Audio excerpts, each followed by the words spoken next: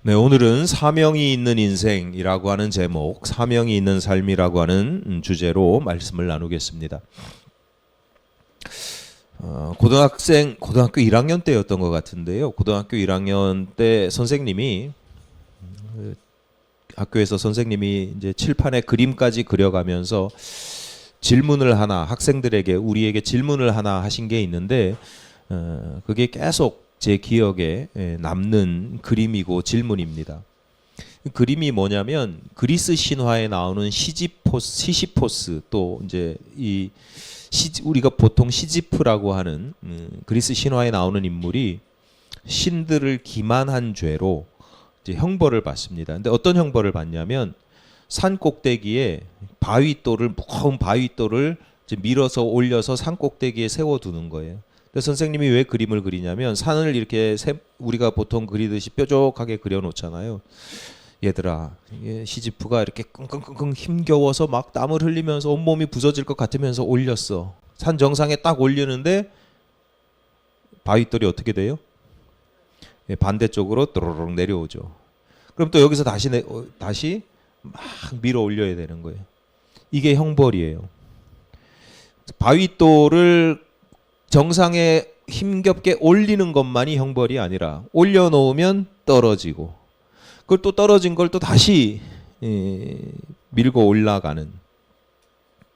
나중에 알고 봤더니 선생님의 이야기가 아니고 그 노벨 문학상을 받은 프랑스의 알베르 까미가 쓴 시지프의 신화라고 하는 책의 철학적 에세이의 내용이었습니다. 까미가 이야기하고자 하는 뭐 그런 주제, 내용, 뭐 철학 이런 건 다루지 않겠습니다. 고등학교 때 선생님께서 우리에게 그런 질문을 던진 것도 그러한 심오한 뭐 부조리와 여러 가지 뭐 심오한 철학적 주제 때문에 던진 건 아니에요. 다만 선생님이 이런 이야기를 하시는 거예요. 야, 우리 인생이 마치 이렇지 않니? 힘써서 이렇게 뭔가를 이루고 나면 다시 떨어지고 그래서 신에게 형벌을 받은 것 같은 그런 인생같이 여겨지지 않니? 그러면서 더 중요한 질문을 하나 하신 거예요. 그렇다면 만약에 너희들이 이 시지프와 같은 처지라고 한다면 시지프와 같은 상황이라고 여긴다면 너희들은 어떻게 하겠냐? 여러분 어떻게 하시겠어요? 계속 바위돌을 밀어 올리겠어요? 전 못하겠더라고요.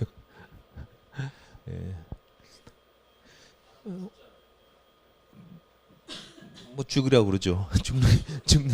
죽는 게 낫죠. 그러니까 제 성향은 그래요. 제 성향은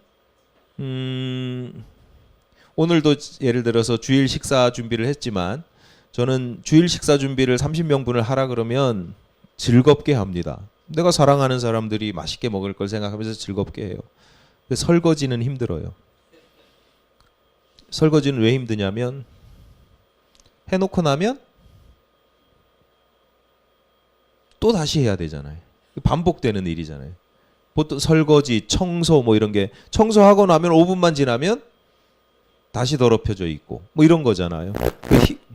저는 그런 걸 힘들어합니다. 반복되는 뭔가를 이루었는데 다시 제로가 되는 뭐 그런 상황들을 저는 좀 기질적으로 좀 힘들어해요. 그래서 선생님의 말씀이 아마 기억에 이렇게 남았던 것 같아요.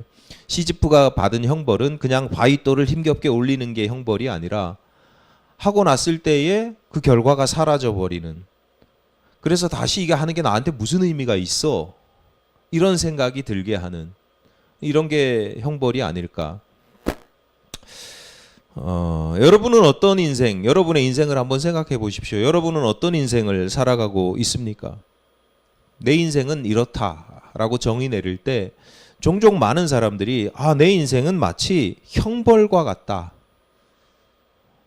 제가 어릴 때요, 저희 어머니가 교회를 다니시기 전이니까 저희가 어릴 때 어머니가 입버릇처럼 하신 말씀이 있어요. 입버릇처럼 하셔서 제 귀에 탁 박힌 말씀이 있어요. 뭔가 힘들고 어려운 일이 있을 때 당신 생각에 부조리하고 불합리하고 이건 있어서는 안 될 일들이 있어서 당신이 힘이 들 때 그때마다 입버릇처럼 교회 안 다니시는 어머니가 안 다니셨을 때 어머니가 입버릇처럼 하신 말씀이 있어요. 내가 전생에 무슨 죄를 지어서, 여러분 중에 들어보신 분들 계시죠? 많이. 내가 전생에 무슨 죄를 지어서. 당신도 어릴 때 주변에서 뭐 어르신들께 들었던 그런 이야기를 그냥 인용하신 거겠죠. 도대체 이런 일들이 왜 일어나는지, 나는 잘못이 없는데, 잘못이 있다 하더라도 그렇게 크지 않는데 왜 이런 부조리한 일들을 내가 감당을 해야 되는지 도무지 참고 견딜 수가 없을 때가 있고, 그렇다고 내가 화를 낸다고 방법이 생기는 것도 아니고, 문제를 해결할 수 있는 어떤 방법, 개선할 수 있는 방법이 없다는 걸 나도 잘 알아요. 그러니까 많은 사람들이 이게 나에게 주어진 운명이구나 라고 생각하는 게 속 편하거든요. 그나마 덜 속상하거든요. 몸은 힘이 들어도 마음에 있는 혼돈이나 뭐 이런 것들은 덜하죠. 덜 불편합니다. 뭔가 이유가 있겠지. 내가 알지 못하는 뭔가 이유가 있을 거야. 그 이유 때문에 나는 지금 내가 전생에 무슨 죄를 저질렀기 때문에 내가 이런 고통을 당하는 거야 라고 감수하는 거죠. 기독교인들은 안 그럴까요? 기독교 신앙을 가져도 인생에 대해서 전혀 다르게 이해하기만 하는 건 아닙니다. 창세기에 가장 먼저 등장하는 이야기 중에 하나가 아담과 하와가 낙원에서 쫓겨나는 거잖아요. 뱀에게 꼬임을 받아서 선악과를 먹고 낙원에서 쫓겨납니다. 그런데 낙원에서 쫓겨났으니까 낙원이 아닌 곳은 현재 우리가 살아가는 삶의 자리인 거예요. 여러분, 우리가 살아가는 삶의 자리가 낙원이에요, 아니에요? 천국처럼 여겨져요? 아니잖아요. 그러니까 성경에서 이야기하고 있는 거예요. 낙원에서 쫓겨났다라고 하는 건 너희들이 살아가고 있는 곳은 적어도 낙원은 아닌 거예요. 그러니까 이 세상이 낙원이기를 꿈꾸는 건 정말 어리석은 거고, 어쨌거나 쫓겨나서 낙원이 아닌 곳에서의 삶의 특징이 뭐냐? 남자를 대표하는 아담은 땀을 흘려 땅을 일구면서 농사를 지어서 수고를 해야 그 열매를 먹고 살아요. 근데 그 땅이 가시덤불이고 황폐합니다. 여성을 대표하는 하와는 출산의 고통을 겪어야 합니다. 출산을 뭐 쉽게 생각하는 경우도 없지 않아 있습니다만, 많은 분들이 그 당시로서는 죽다 살아나는 경험입니다. 그러니까 하나님께서 우리에게 망각이라고 하는 은혜를 주시지 않으면 이 세상에 둘째 자녀는 존재하지 않을 겁니다. 그러니까 그 정도로 뭐 첫째를 낳고 나 다시는 못하겠어라고 하는 이야기들을 많이 들어요. 어쨌거나 창세기의 이 기록이 전하는 주제, 내용이 뭐냐? 지난 수천 년 동안 사람들은 성경을 통해서, 또는 성경이 아니더라도 남자는 땀을 흘리며 힘든 노동을 하면서 가족을 먹여 살려야 하는 존재라고 하는 그것이 당연하다고 인식해 왔습니다. 성경이 그렇게 가르쳤고, 우리 부모님들이, 어르신들이 그렇게 가르쳤고, 그래서 아마 여러분들 여기 계신 분들은 다 거의 우리 현성이 빼고 신의 시온이 빼고 뭐 다 거의 기성세대니까 거의 이렇게 생각할 거예요. 남자는 일을 해야지, 가족을 먹여 살려야지, 여자는 아들을 낳아 대를 잇고 살림을 잘하는 것, 이게 자신의 당연하고 자연스러운 운명이라고 여겼습니다. 힘들지만 형벌 같지만 내게 주어진 운명이니까 해야지 뭐 이러면서 억지로 살아가는 거예요. 근데 시대가 달라졌거든요. 흔히 말하는 워라벨이 되었습니다. 워크 일하는 것과 라이프, 삶을 즐기는 게 밸런스가 맞아야 된다. 예전처럼 그래서 열심히 일하지 않습니다. 비교하자면 물론 열심히 일하는 경우도 있지만 예전에 비하면 열심히 일하지 않습니다. 밸런스를 조금이라도 더 추구하려고 하는 삶을 사는데 기성세대들이 인정하죠. 그래, 삶을 또 즐길 수도 있어야지 인정을 하는데 가만히 보면 그 밸런스의 기준이 좀 다른 것 같아요. 그러니까 토요일에도 출근을 했고 야근, 잔업 이런 걸 밥 먹듯이 했던 당연하게 여겼던 시절을 살았던 어르신들이 요즘 하루 8시간만 일해야 된다. 넘어가면 뭐 돈을 더 많이 줘야 된다. 뭐 이런 거 인정을 못 하시더라고. 화를 막 내시더라고요. 회사가 필요하고 경제가 이 경제 성장이 둔화되면 이 쇠가 빠지게 뼈를 갈아서라도 일을 해야지. 우린 그렇게 했어. 전 너무 웃긴 게 아니에요. 원고에 없는 얘기를 하지 말아야지. 아니 그런 이야기를 하는 사람들이 무슨 기업가나 부자도 아니고 자기도 그 고생을 막 하면서 요즘 젊은이들도 그 고생을 해야 돼 하라고 하는 게 전 너무 하루 12시간도 일해야지 18시간도 일해야지 뭐 하는 게 저는 이상해요. 하여튼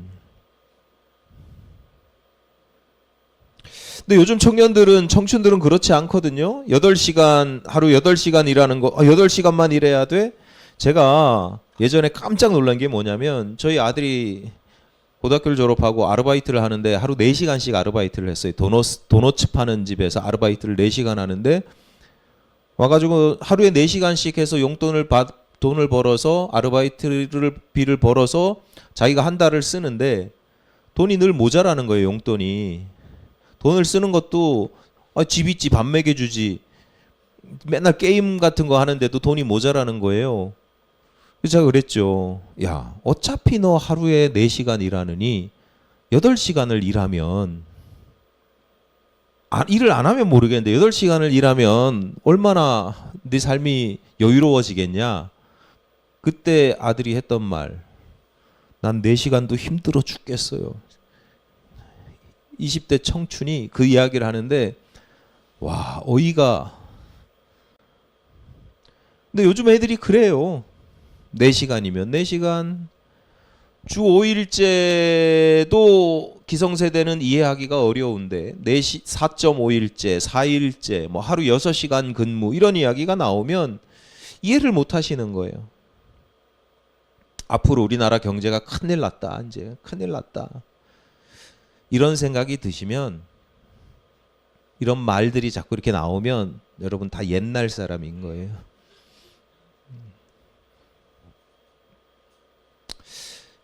이렇게 시대가 변화될 수 있었던 중요한 이유는 아이들의 문제이기보다 먼저는 여러 가지 이유들이 있습니다만 가장 중요한 이유는 이제 생산성이 증대되었기 때문입니다. 그러니까 산업 체계가 시스템이 생태계가 많이 바뀌었어요. 옛날에는 뭐 가발 공장, 뭐 피혁 공장, 뭐 이런 거 해가지고 돈 벌던 시절이 아니잖아요. 지금은 반도체 만들어서 팔고 뭐 그래도 우리는 제조하는 나라고.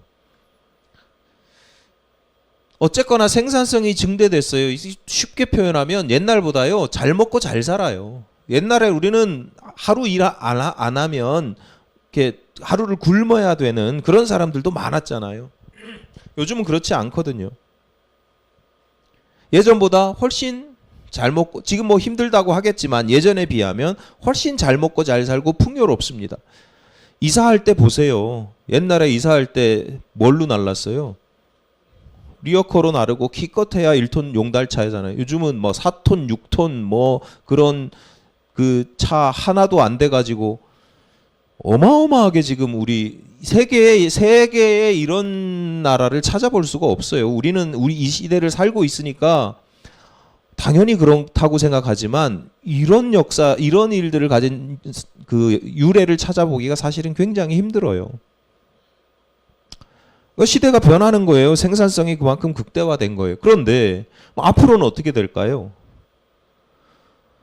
뭐 경제가 망한다 뭐 이런 뭐 이야기하는 경우도 있지만 지금 대부분의 그 사람들이 예측하는 것은 이제 인공지능으로 인해서 더 생산성이 훨씬 더 극대화될 거다, 증가될 거다. 이미 많은 분야를요, 로봇이나 인공지능이 대체를 하고 있습니다. 제가 얼마 전에 들은 이야기인데, 어느 집사님 어머니가 권사님이죠. 그러니까 권사님이 어느 날 가슴이 답답하다. 아무래도 병원을 좀 큰 병원을 가봐야 되겠다. 그래서 병원을 갔대요. 병원을 갔는데 여기 분당 서울대병원을 가려고 보니까 몇 개월을 기다려야 되는 거예요. 지금 내가 가슴이 아픈데 답답한데 그래서 어쩔 수 없이 재생병원을 갔대요. 재생병원에 가서 이것저것 이제 기본적인 검사도 하고 증상도 묻고 그렇게 이제 들어보니까 의사가 뭐라고 그러느냐.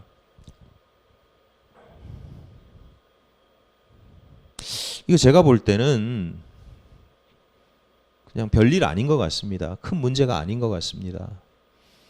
그런데 이분이 수술을 했어요. 스텐트 수술을 했어요. 2개를 박았어요. 스텐트를. 관상동맥에. 의사가 볼 때 아닌데 왜 수술을 했을까요? 예, 의사가 그 증상이나 이 기본 자료를 AI에다 넣어봤대요. 그랬더니 AI가 협심증일 가능성이 있습니다. 그러니까 의사는 모르는데 인공지능이 찾아내는 거예요. 협심증일 가능성이 있으니까 그러면 우리 좀 더 정밀 검사를 해봅시다. 수술하기 전에 조영제를 투여하거든요. 제일 확실하니까. 조영제 딱 투여해보니 수술 일정을 잡고 조영제 투여해보니까 2군데나 막힌 거예요. 그래서 수술을 했대요. 잘 됐다고 잘했다고 감사하다고 그랬어요. 근데 제가 놀란 건 뭐냐면 의사가 AI를 사용할 수는 있는데 AI를 신뢰한다는 거죠. 나는 아닌 것 같은데 AI가 그럴 것 같다고 하면 해봐야 되는 거예요. 그러니까 AI가 권위가 생긴 거예요, 이제. 이세돌이 AI, 인공지능하고 바둑을 떠서 졌잖아요. 많이 졌잖아요. 한 번 겨우 이기고. 그 이후로 지금 바둑 기사들은 다 AI를 보고 공부를 합니다. 자기가 어디다 둬야 될지 공부할 때 잘 모르겠는데 이게 맞나? 그럴 때 AI는 뭐라고 하는지 그게 정답인 거예요. 그 정도로 권위가 생겼어요. 그러니까 얼마 지나지 않아서 많은 직업들이 다 사라질 거다라고 하는 예측이요. 전혀 엉뚱한 얘기가 아니고 지금 이미 시작되었고 어떤 분야에서는 쓰나미처럼 한꺼번에 확 밀려올 때가 있습니다. 그러면 노동을 할 필요도 없고 노동을 하고 싶어도 노동을 하지도 못합니다.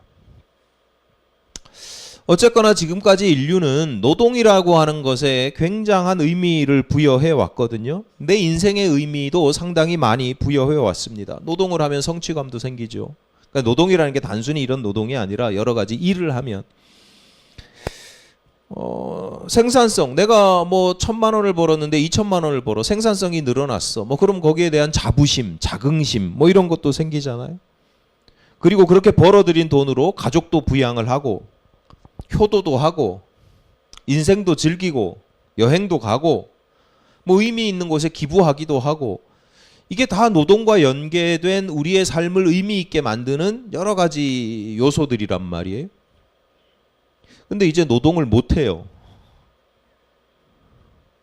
노동을 해도 내 생산성이 인공지능이 만들어내는 생산성에 비하면 3발의 피해요. 그러니까 이젠 일을 해도 이건 취미로 해야 돼요. 팔리지도 않아. 돈도 못 벌어.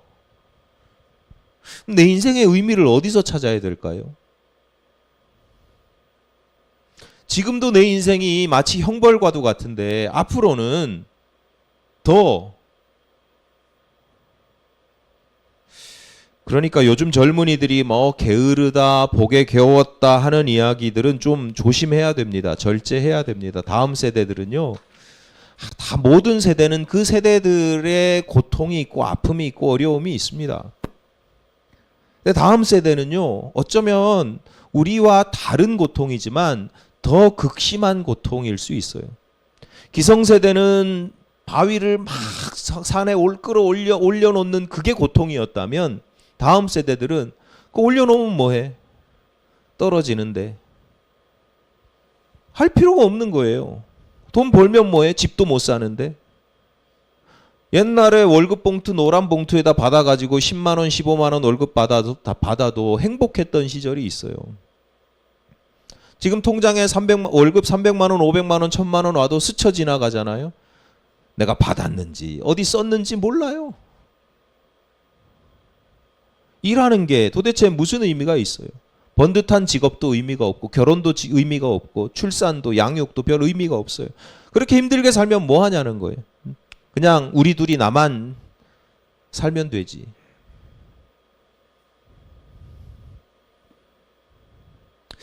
기성세대인 여러분, 우리들의 인생이라고 다르지 않습니다. 50년 살았는데 가만히 생각해 보세요. 50년 동안 내가 뭘 이루었는지, 내가 남겨놓은 게 뭔지, 70년을 살았는데 70평생 동안 내가 무엇을 이루어냈는지. 맨날 힘들게 바위돌 끌어올리면서 살았는데 그래서 결국 뭘 이루어냈냐고요. 가만히 보면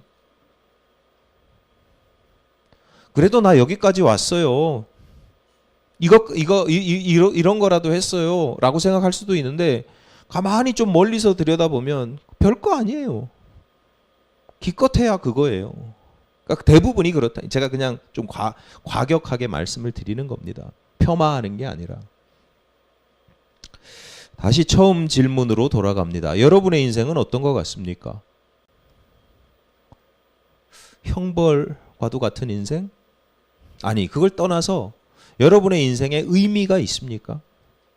하루하루 살아가는데 무슨 의미를 가지고 살아갑니까?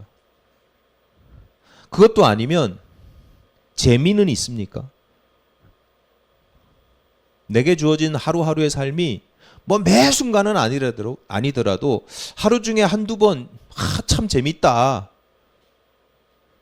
한 달에 한두 번, 야, 이렇게 신난다, 감탄하고 재밌는 일이 있습니까? 한 달에 한 번도 없어요? 여러분 다 저기 병원에 가서 우울증 약을 드셔야 됩니다.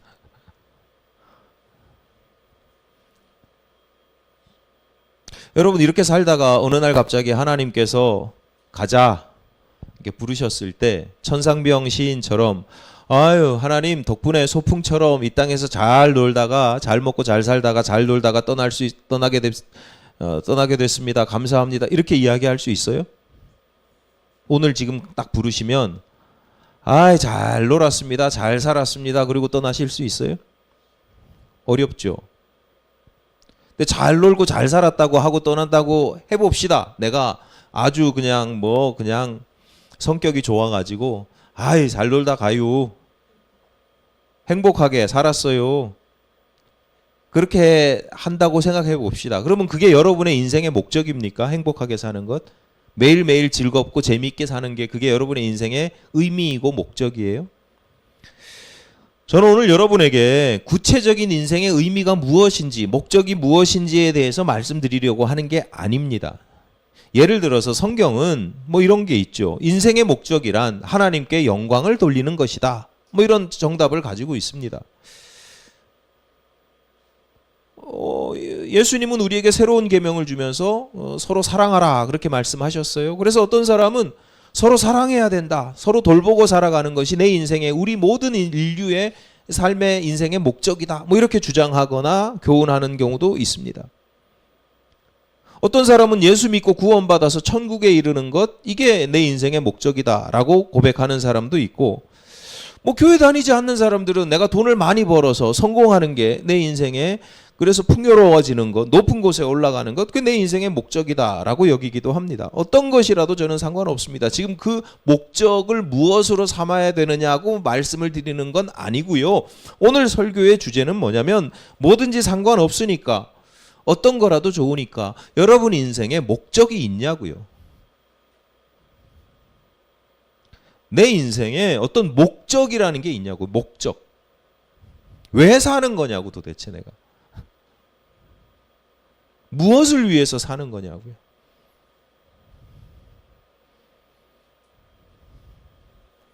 아니 어떤 거라도 목적이 있어야 될 거 아니에요. 세상에 목적이 없는 인생이 어디 있어요. 때로는 내 삶이 내 인생이 허무하게 느껴질 때도 있고 부조리하게 내 삶의 환경들이나 여건들이 부조리하게 느껴질 때도 있고 그래서 내가 마치 형벌을 받는 것처럼 고통스러울 때도 있습니다. 그렇기 때문에 내 인생의 목적지를 설정하지 않아도 됩니까? 어디로 내가 흘러가는지 어디로 가는지 몰라도 됩니까? 어차피 내가 목적지를 설정한다고 해서 그대로 갈 건 아니니까 바람이 불면 바람이 부는 대로 물결이 치면 물결이 치는 대로 뭐 그렇게 살다가 가는 게 그게 인생입니까? 대부분의 인생들이 사람들이 이렇게 무의미하고 허망하고 피할 수 없는 형벌과도 같은 삶을 살아가는 중요한 가장 대표적인 이유 중에 하나가 뭐냐? 자기 인생에 대한 목적의식이 없어요. 왜 사는지를 모르는 겁니다.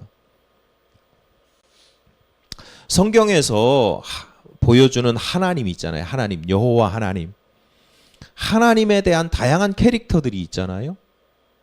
예를 들어서 우리가 하나님을 하늘 아버지라고 고백을 한단 말이에요. 그러니까 하나님이 마치 아버지처럼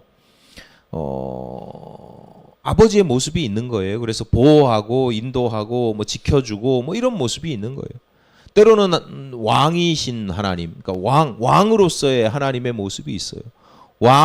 왕은 폭군 뭐 이런 게 아니고 구약 시대의 성경의 시대의 왕이라고 하는 캐릭터는요, 백성들을 먹여 살리는 캐릭터예요. 목자의 캐릭터예요, 목자. 이 백성들을 이끌어서, 그래서 목자는 왕을 의미하기도 해요.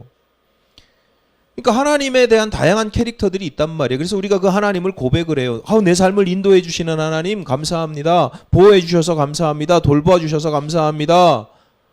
뭐 덴젤 워싱턴 같은 경우는 나를 이렇게 질책하시는 하나님, 벌 주시는 하나님, 뭐 이런 고백도 하더라고요.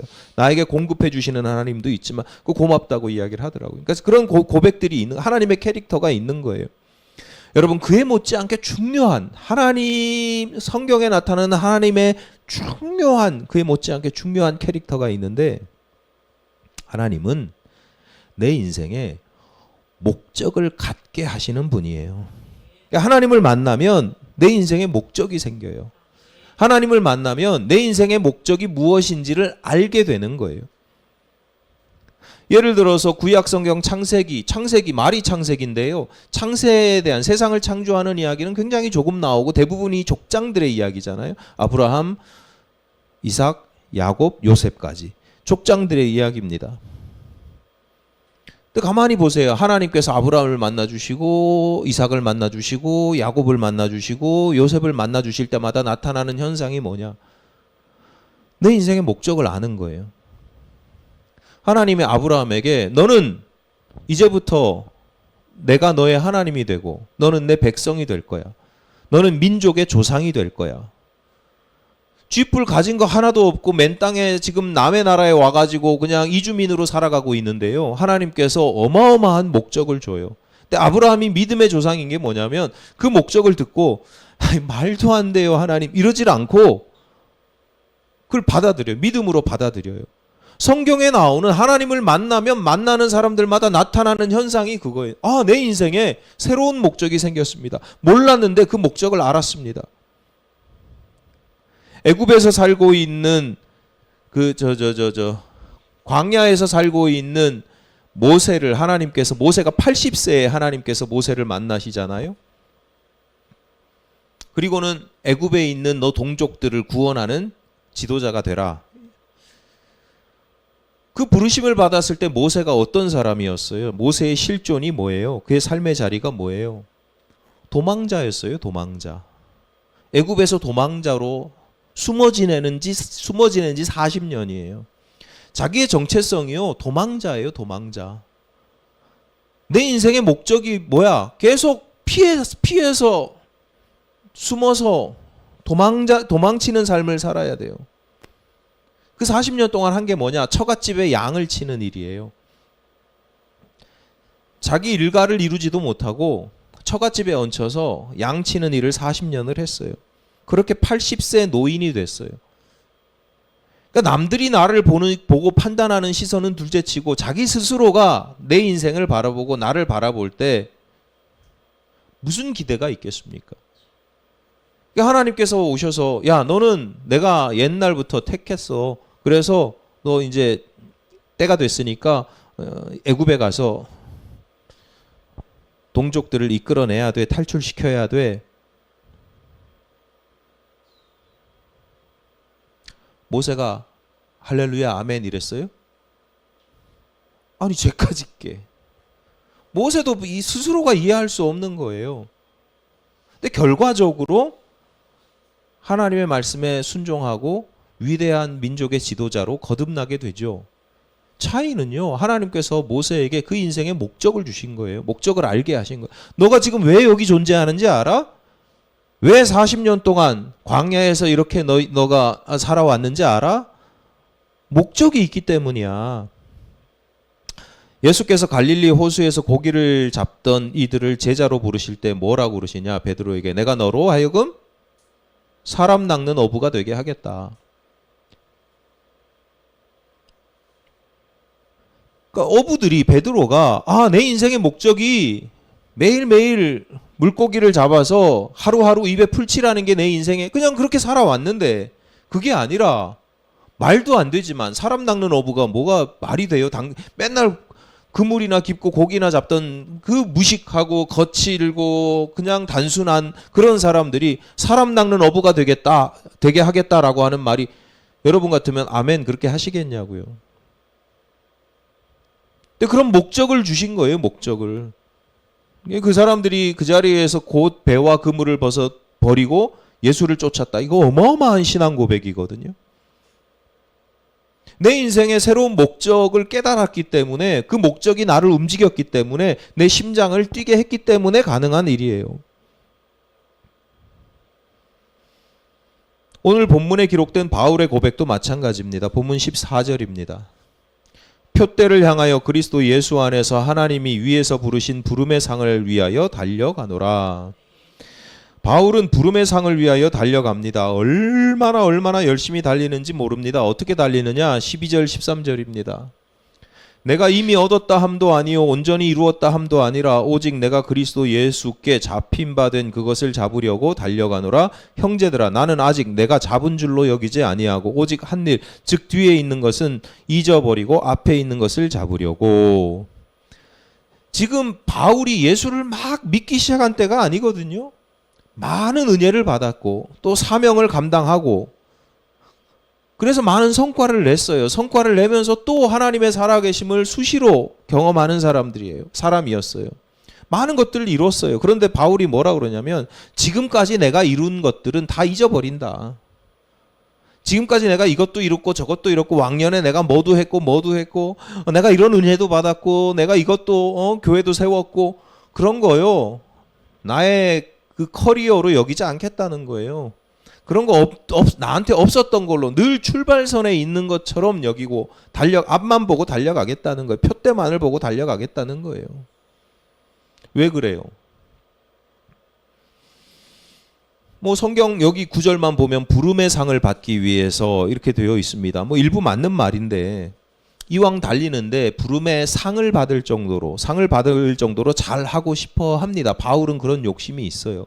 이왕 내가 사명을 감당하는데 이왕이면 하나님께 상 받을 정도로 내가 1등을 할 정도로 내가 열심히 해야지 뭐 이런 건 있어요. 근데 엄밀히 말하면 상을 받는 건 바울의 인생의 목적이라기보다는 목표죠. 목적과 목표는 다르잖아요. 목적은 뭐냐? 본문 11절입니다. 어떻게 해서든지 죽은 자 가운데서 부활에 이르려 하노니. 바울의 인생의 목적은요, 그리스도의 고난과 더불어서 부활에 참여하는 것이었어요. 20절입니다. 그러나 우리의 시민권은 하늘에 있는지라 거기로부터 구원하는 자 곧 주 예수 그리스도를 기다리노니. 이 땅에서의 삶의 바울의 목적은 뭐냐? 이 땅에서의 삶에서 바울의 목적은 나는 이 땅의 시민권자가 아니라 하나님 나라의 시민권자로서 하나님 나라 백성으로서의 합당한 삶을 살아가는 게 목적이에요. 뭐 이외에도 있어요. 사도행전에 보면 바울은 복음을 증거하는 것이 내 인생에 내게 주신 사명이고 목적이라서 그 복음을 증거하는 것을 위해서는 내가 내 생명까지도 아끼지 않겠다. 그러니까 뭐가 됐든 바울은 분명한 목적 의식이 있는 거예요. 목적 의식이 있으니까 목표도 생기고 그 목적을 이루기 위해서 요 정도 목표를 세우고 그리고 그 목표를 향해서 부단히 달려가는 거예요. 내가 이걸 이뤘는데 이게 또 힘들게 산 위에 올렸는데 그게 내려갔어. 에이, 허무해. 이런 게 아니라 그건 다 잊어버리는 거예요. 내가 한 건 다 잊어버리고 나는 그냥 앞만 보고 가는 거예요. 다시 말씀드리지만 여러분, 우리 각자에게 주어지는 구체적인 내가 가지고 살아가는 삶의 구체적인 목적은 조금씩 다를 수 있어요. 달라 보일 수 있어요. 크게 보면 예를 들어서 하나님의 영광을 위하여 살아가는 것이다 라고 하는 건 큰 목적이죠. 큰 목적. 근데 그 안에서 좀 더 구체적으로는 또 달라질 수 있어요.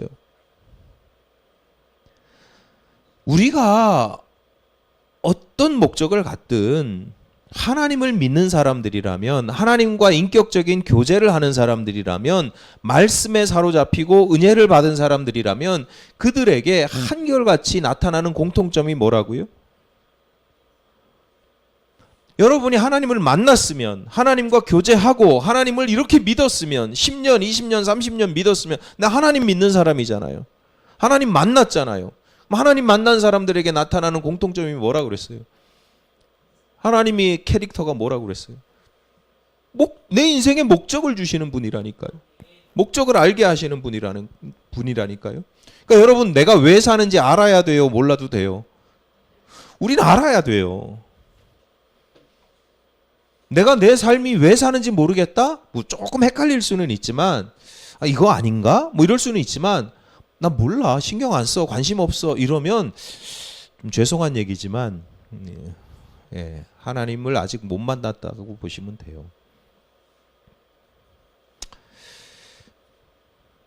물론 내 삶의 자리가, 하나님을 만나도 여전히 내 삶의 자리가 형벌처럼 느껴질 수 있습니다. 예수를 믿고 난 이후에도 내 삶의 주변에서 여전히 이해할 수 없는 부조리한 일들 반복적으로 일어납니다. 뭔가 하려고 하는데 성과도 잘 안 나요. 그래서 내 인생에 목적이 없다. 흔들리시면 안 된다는 거예요.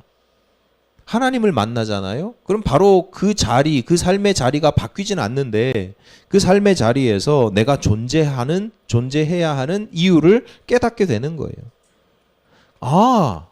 이곳에서 내가 해야 될 일이 무엇이구나라는 걸 알게 되는 거죠.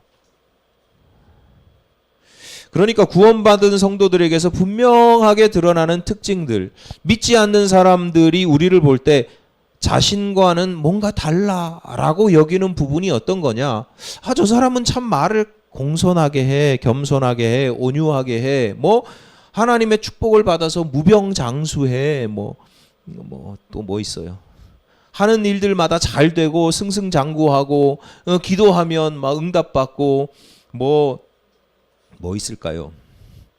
저 사람은 참 사람들한테 인기도 많고 사랑받아.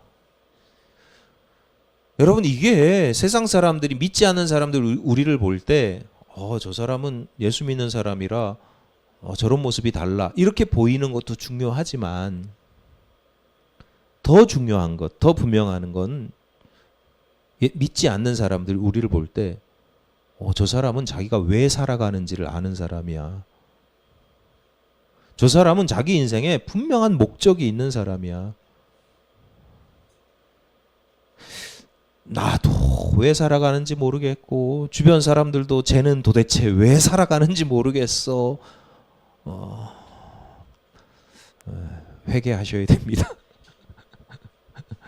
내가 왜 살아가는지를 잘 정리가 안 될 수는 있고 또 이야기하기가 좀 불편할 수는 있어요. 그래서 사람들한테 감출 수는 있지. 근데 다른 사람들이 볼 때 그냥 딱 봐도 쟤는 도대체 왜 살아가는 거야? 이러면 정말 회개해야 됩니다.